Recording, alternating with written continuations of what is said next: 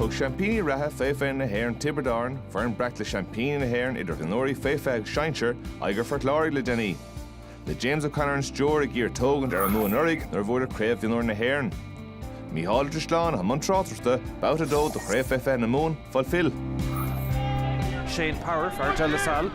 Leis na minúra an ura chumá for talán ábhar a bret an Lee Road san éire agus a scór maithim sin sannig for de la Salle. Deising Tipperary Árann an cent an a rórúisteach agus ábhar le déanamh sin smachta go háling.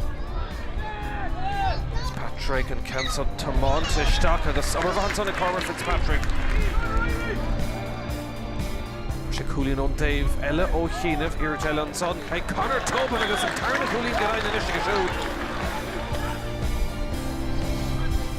Seachú na ríistid. Sin smachta go háling, pasan út gan son. Stephen Tobin istigh a gur an gaun ára ságáil tá sé ige. Ó tá sé sin den scot. Ige Tipperary Árann scór an lé. Gan éon cheist.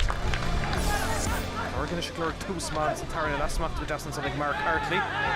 Carrot Treat an son Desher Coolín an son ag Mark Hartley an chéad scór in san tarna laig a Port Láirge. Sár go all howlan son. Port Láirge tak go mór isteach in san immert agus peidir bhfuil Desher son bhfuil taringt. Neil, well, tan réit ordal isteach agus bhfuil Éirice.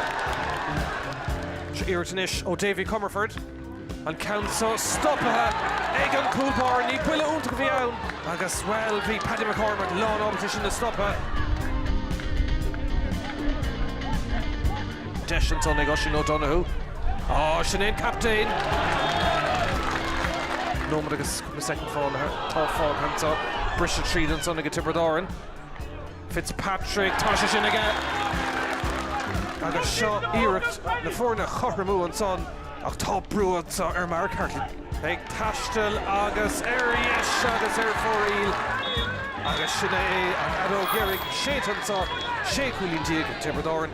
Cúlín téig ag Port Láirge.